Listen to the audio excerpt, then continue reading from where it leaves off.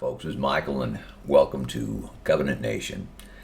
And I want to give you something here, and a little bit more than a suggestion, a little bit more, right? But to begin briefly, I think all of us are painfully aware that the days of the week, right, were named by the for lack of a better term, these are Babylonian. Let's just put it there. You got Sunday, the day of Sol Invictus, right? Pagan god. You got the moon day, right? And if you want to call that Allah, fine, right? You got Tuesday, named after Zeus. Wednesday, named after Odin. Thursday, named after Thor. Friday, named after Freitag. And Saturday, named after Saturn. Right, the ancient name for Lucifer himself, and these are the talk about evil days, right? Talk about evil days. Think of it like that. Get it a little bit more linear and down to actual practical everyday what's going on. And so I think you can see where I'm going with my little suggestion here, which is, like I say, more than a suggestion. But this is something that folks need to seriously pray about, and in your own heart, in your own consciousness, people. It's like we really can't afford to be naming our days this way, can we? It doesn't bring forth any good thing, right? Think of it this way. Go to Isaiah 11, right? Like verses 1, 2, possibly 3. And you're going to find there where Isaiah is naming the 7 spirits of God. All right? Even as you see in the book of Revelation, right? The Lamb with the 7 eyes, right? Which I do believe if you translate that into Hebrew, instead of 7 eyes, you're going to probably see 7 fountains, right? 7 fountains, right? Because fountain in Hebrew is spelled A-Y-I-N. Right, Ayin, and consequently, I, like eyeball, is spelled A-Y-I-N. Ayin, exact same word, means the same thing, right? Ayin in Hebrew means eye or fountain, right? And you can see where where they couple those together at, right? My eyes have become a fountain of tears, and so on and so forth. So the connotation still is there, right? Eye, fountain, the eye of a fountain.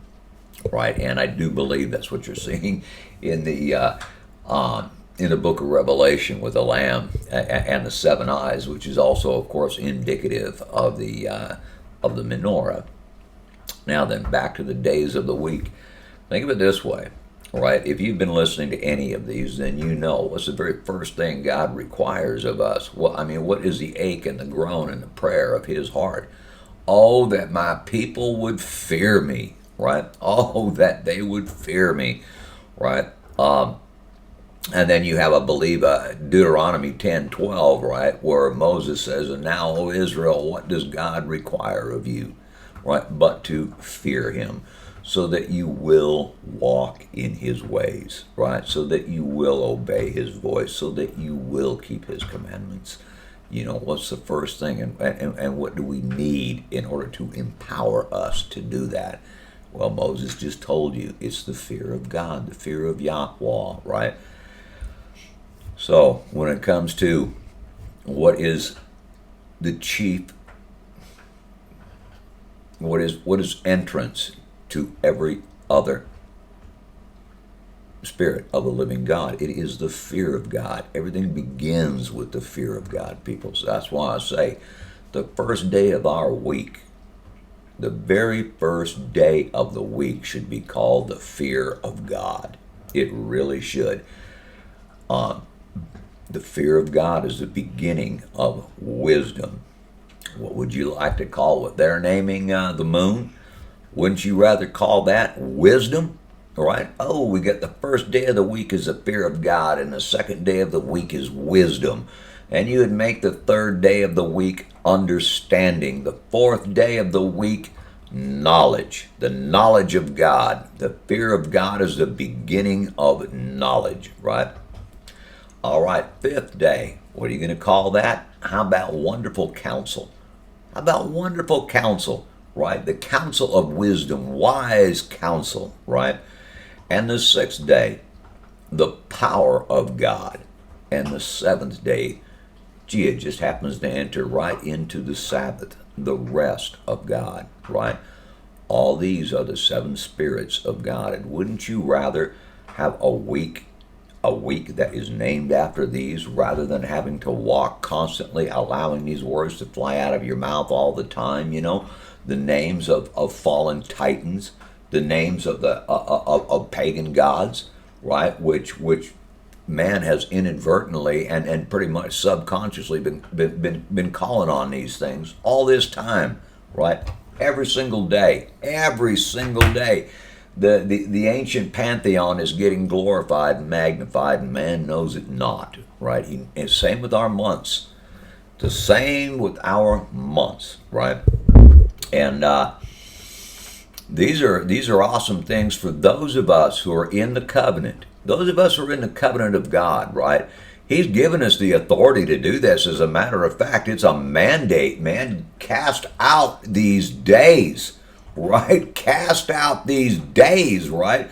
And if you don't like, naming them after, right? The fear of God, wisdom, understanding, the knowledge of God, wise counsel. If you can't handle that, then fine. Go before God and ask Him for something better.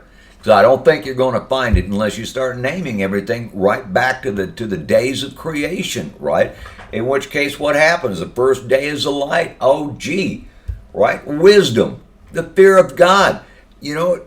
Oh my gosh. So, you're right back there. You're right back. Even if you want to name your days after the days of creation, which is great, which is magnificent, right? Nevertheless, you're still beginning with the fear of God. So, it's a great way to begin coupling things. Another way to begin looking at those 7 days of creation is you take the seven spirits of the living God, and you go, oh my gosh, let's layer these upon the 7 days of creation, and let's see what we come up with here. Oh, whoa, the lamp is beginning to shine. Anyway, I don't want to get too far. Well, maybe I do. These are tributaries. This is not going off track, man. These are tributaries. And anyway, you take a look at our country today, and it is chaos, isn't it? It's just absolute chaos, and the entire nation is living in a void of truth. We are void of actual truth in this nation. There's a void. Those who have taken power in this nation, oh my God, utter black, thick darkness, and what are they inflicting upon us, right? Tribulation for most of us, tribulation, right? Anyway, get back to the nation here. Chaos. It's an utter chaos, people. And I'll tell you, back in 2014, again, I'm really starting to testify a lot more of a lot of the things I saw, because this went on for 2.5 months, right? It wasn't just a split second of time. It was about 2.5 months, and oh man. Anyway, so something that the Holy Spirit was making so very, very, very clear, because in these experiences and in these visitations, oftentimes, you're experiencing deep brokenness. As I've said, this is not as difficult a thing, I think, for a woman to go through as it is for a man in this regard, right? In this regard, that for us guys, and for the women too, okay, God is going to make our heart as tender as a teardrop. As tender as a teardrop, because that's what His heart is like. His heart is tender as a teardrop, and He's going to draw you into His bosom. He's going to draw you into His heart, and He's going to begin to impart His heart to you in that place, because you're overwhelmed. When you are drawn into His bosom, you are overwhelmed with the love of God. Overwhelmed, people. And it is just causing so much crap, and it is purging you of so much. And I'll tell you, for guys that are hunters, for guys that are hunters, for guys that, make sport of killing animals, it's going to be particularly difficult for you. It is going to be very difficult for you. I guarantee you right now. He is going to break your heart over the wanton slaughter and death of his pets. They're his pets, right? And it's going to hurt. If you're a hunter, it's going to hurt. I'm just going to let you know up front and personal. If you make your living killing animals, if you are ever so fortunate as to be drawn into the bosom of God, well, he's going to cleanse you of that. And you're never ever going to want to hunt an animal ever again. I guarantee you're not going to eat one either. The day is coming, folks, on planet Earth. The day is coming in the nation that God is forming. Right? His nation is not visible yet. Not visible yet. Most of the people that are, again, included in this, can a nation be born in a day? Can a nation be born in a day? Yes, it can. Go back and read Genesis 1, 2, right? Look at America right now. What I was going to tell you is one thing that was so prominent back in this time of 2014 is this: not by might nor by power, but by my spirit, says Yahweh. By my spirit. And I wondered, gee, how is that? I mean, I saw and I understood and I wondered. Right? And so I look at America and I'm going, my gosh, man, the entire nation is in gross chaos right now, void of truth. But when you figure, that the nation's capital is a bloody city full of lies, right? Yeah. If those ruling over you are full of lies, you're not going to have much light in your nation. Right? And Christians need to understand, you need to go back and realize that if you were walking in righteousness, God would give you righteous leaders. But if you're walking in unrighteousness, he's going to give you a man after your own heart. Go back and reflect on the people of Israel in the day that they were so happy they got Saul, son of Kish, a man after their own heart. Right? And what did he become? The first Antichrist. The first Antichrist. And again, I don't want to belabor this too much because it's painfully apparent that the entire nation right now is mirroring the words that come forth out of the mouth of Christians. The law is no more. The law has been done away with, and they have been preaching and projecting lawlessness. Even it's done in complete ignorance. I think they'd be offended if they ever realize that God is going to hold them to account for the words of their mouth. Yahshua said so. You're going to be judged on every idle word. How much more when you're speaking words of lawlessness and your entire nation goes from righteousness to gross, bitter, godless, satanic chaos. Not by might nor by power, but by my spirit, says Yahweh. When you see a nation in this kind of chaos, one of two things is going to happen, people. You only got one of two ways to go here: utter and complete total destruction, or the people in this nation are praying and crying out to him, and you know what that's going to what that's going to generate? And the Spirit of God brooded over the waters, over the spirits of men,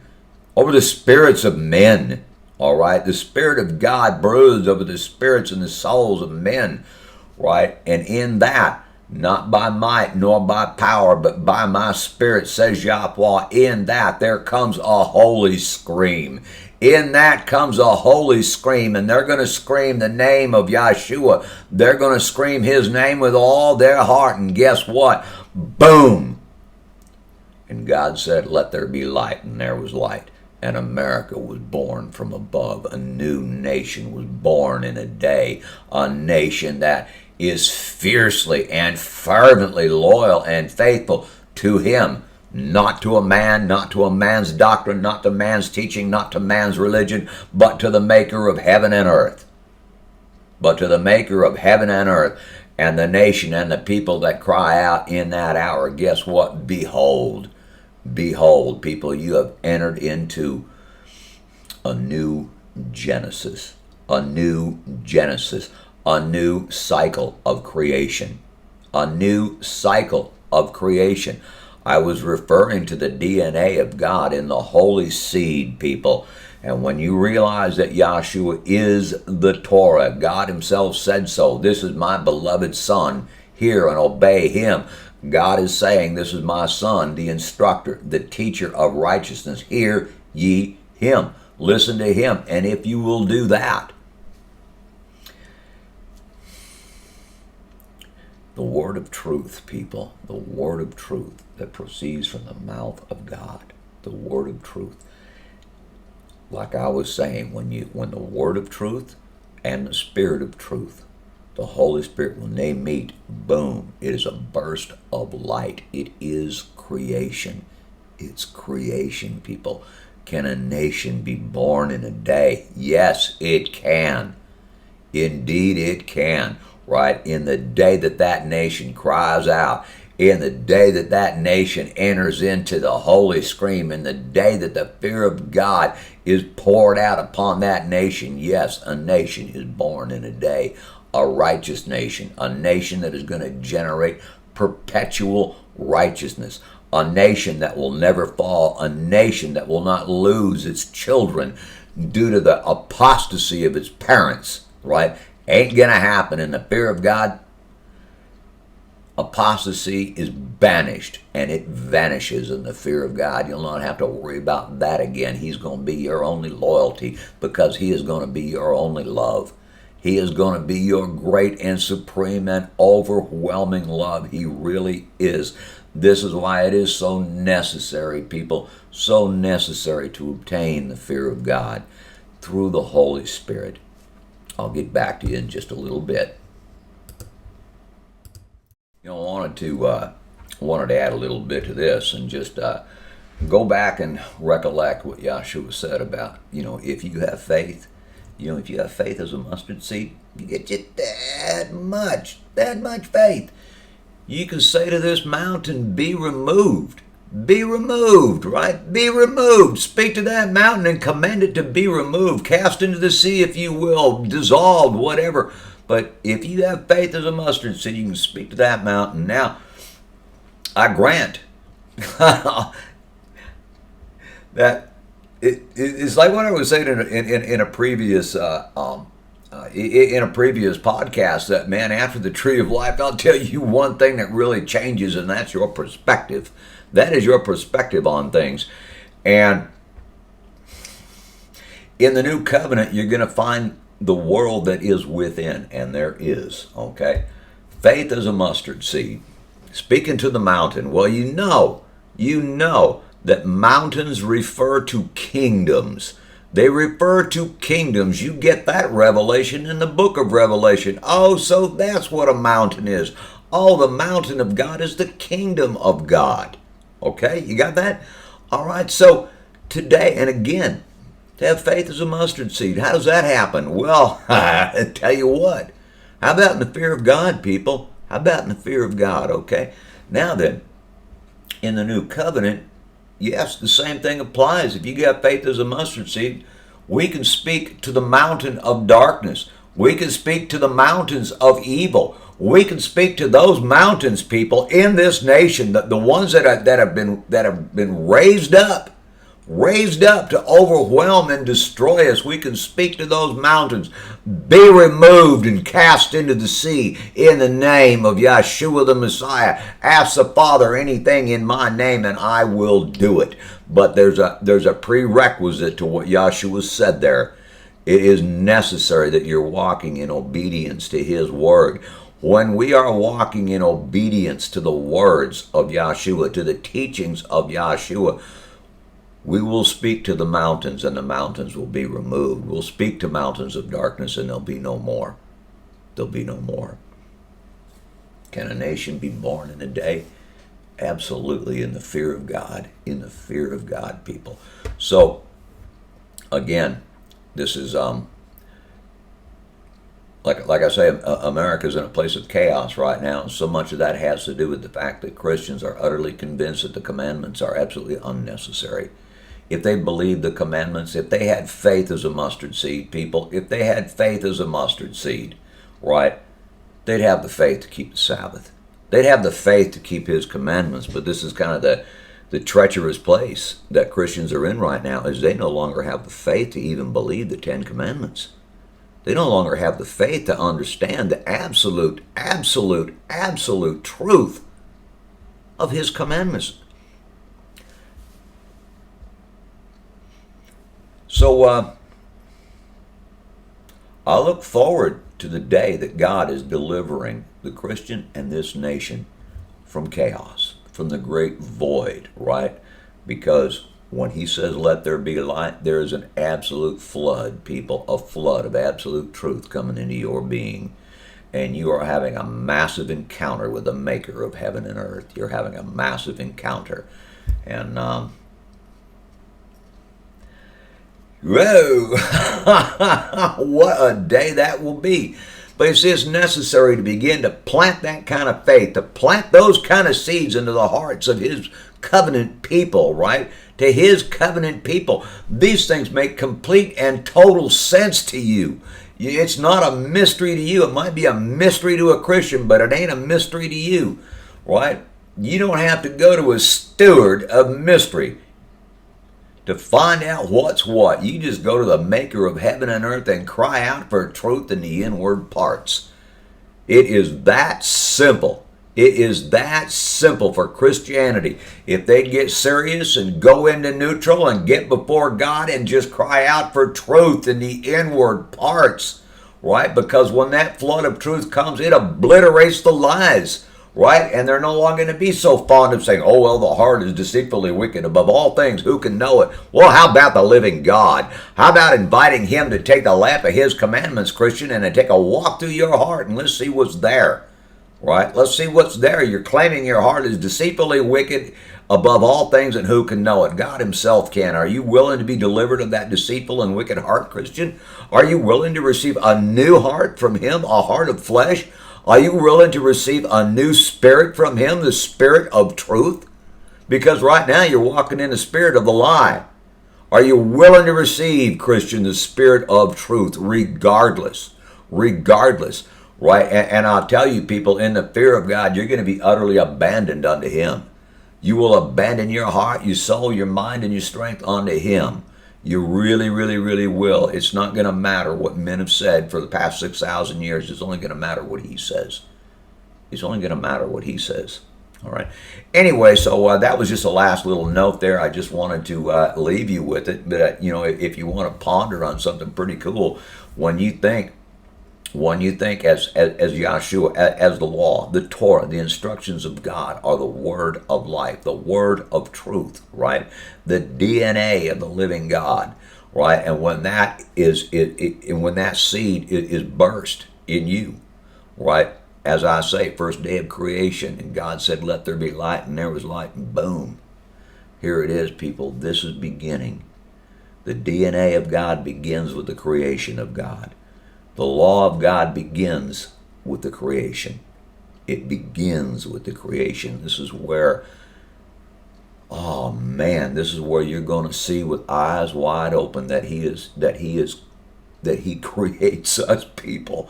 That our souls are created in the same way he created the heavens and the earth. The heavens and the earth, big heaven, little heaven, big earth, little earth. You're made in exactly the same way. It's like a divine fractal, if you know what that is, right? It's like a divine fractal. I keep wanting to leave you guys with stuff like that, but I'll tell you what, the holy seed is huge, people. It might be just a little bitty thing. Oh my, but what it produces is creation. Creation, a new creation within you. I don't think folks have really understood exactly what that means, because in the Greek we just say, oh, you get a new beginning, right? Let's take that back to the Hebrew. Oh, you get a new Genesis. You get a new Genesis, people. You get a Genesis. You get a story of Genesis this time, and I say it's a new Genesis, because in this story, Adam eats from the tree of life. In this Genesis, in this story, Adam eats from the tree of life.